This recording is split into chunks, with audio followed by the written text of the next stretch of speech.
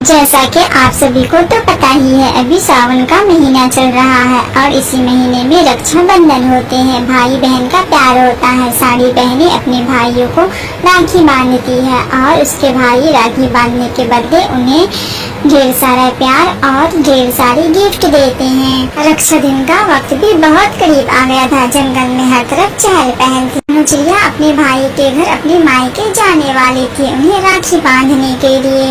बच्चों, आप दोनों यही ठहरो, मैं तो तुम्हारे मामा जी के लिए राखी ले ली है। अब बस मिठाई लेना बाकी रह गया है। आपके मामा जी को मिठाई बहुत ज्यादा पसंद है। आप यहीं ठहरो, मैं मिठाई लेकर के आती हूँ। नहीं मामा, मैं भी आपके साथ चलता हूँ। मुझे भी मिठाई खाने का बहुत मन कर रहा है। आप वहाँ मुझे मिठाई ले देंगी। चिड़िया अपने सभी बच्चों को लेकर के मिठाई के दुकान में जाती है। तोते भैया, आप मुझे 2 किलो जलेबी दे दी। तोते अब जलेबी पैक करने लगता है। फिर कुकू अपनी माँ से कहता है, माँ मुझे भी जलेबी खाने का मन कर रहा है और भूख भी लगी हुई है। थोड़ी सी जलेबी मुझे भी दिलवा दे ताकि हमारी भूख मिट जाए। बच्चों, आप लोगों को भूख लगी है तो हम आपको अभी मिठाई दिलवाते हैं। फिर रानू चिड़िया अपने बच्चों को मिठाई दिलवाती है। वो दोनों बच्चे वहीं पे खाने लग जाते हैं। रानू चिड़िया और उसके बच्चे सबके सब अपने भाई के घर के पास पहुंच जाते हैं। उनका दरवाजा अंदर से बंद था। सब बाहर खड़े होके आवाज लगा रहे थे, जी मामा जी दरवाजा खोलिए, मैं आ गया हूँ। क्योंकि आवाज सुन के रानू चिड़िया की बड़ी भाभी अपने घर का दरवाजा खोलती है।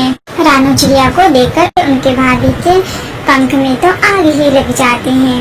रानू, तुम यहाँ क्या करने आई हो और ये अपना मनोहर शकल हमें क्यों दिखाने आई हो? भाभी, रक्षाबंधन का दिन आने वाला है, इसीलिए हम आ गए हैं। और बच्चे भी जिद कर रहे थे कि हम मामा और मामी के घर जाएं। बच्चों ने कहा, और तुम मुंह उठाकर यहाँ आ गई हो। तुम अपने बच्चे से क्यों नहीं कह देती कि उसके कोई मामा और मामी नहीं है? जब तुम्हारा और हमारा कोई रिश्ता ही नहीं है तो फिर हमारे घर के दरवाजे तुम्हारे लिए हमेशा हमेशा के लिए बंद है। और यहाँ से तू अभी के अभी वापस चली जा। इस घर में तेरे लिए कोई जगह नहीं है और तेरा कोई भाई नहीं यहाँ रहता है। और हाँ, दोबारा अपनी मनोहर शकल हमें कभी नहीं दिखाना। भाभी, आप ये किस तरह की बातें कर रही हैं? हमारा भाई कहाँ है? मेरे भाई को आप बुला दे। रानू चिड़िया का भाई टुन्नू चिड़िया भी बाहर आ जाता है। यहाँ क्या करने आई हो? अब हमसे क्या चाहती हो? मुझे सुकून की जिंदगी जीने दो और तुम यहाँ से चली जाओ। रक्षाबंधन आने वाला था, इसीलिए हम तो राखी का त्योहार मनाने के लिए आपके यहाँ आए थे। सोचे थे इस बार हम आपको राखी बांधेंगे और मिलजुल कर सब एक साथ रक्षाबंधन मनाएंगे। मीठी मीठी बातों में बहलाने की कोई जरूरत नहीं है। मैं तुम्हारी नीयत को जानता हूँ। तुम्हारा और हमारा रिश्ता तो उसी दिन खत्म हो गया था जिस दिन तुमने हमारे जमीन में से अपना हिस्सा ले ली थी। और अब तुम आई हो हमारे घर में से हिस्सा लेने के लिए। तो मैं तुम्हें ये कागज दिखा देता हूँ। देखो, ये हमारे पास घर के कागजात मौजूद है। ये घर हमारे नाम के हैं और अब तुम यहाँ से जा सकती हो।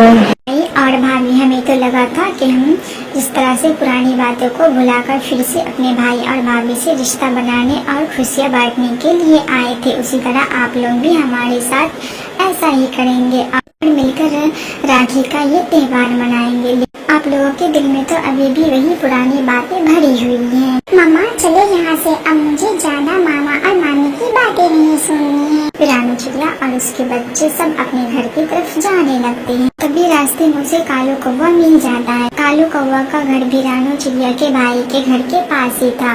कालू कौवा अपने घर के बाहर खड़े होकर रानू चिड़िया और उसके भाई की सारी बातें सुन लेता है। वो रानू चिड़िया को जाने से रोकने लगता है। रानू बहन, अगर तुम्हारे भाई ने तुम्हें अपने घर में ये त्योहार मनाने की इजाजत नहीं दी है तो क्या हुआ? हम भी तो तुम्हारे भाई हैं। बचपन में हम लोग एक साथ रहा करते थे, खेला करते थे। क्या तुम वो दिन भूल गई हो? बार तुम हमारे साथ राखी का त्योहार मनाओगी और तुम हमें ही राखी बांधोगी। रानू चिड़िया भी खुश हो जाती है और कालू कौवे के घर चली जाती है और फिर वो सब मिलजुल कर राखी का त्योहार मनाते हैं, खूब पटाखे फोड़ते हैं।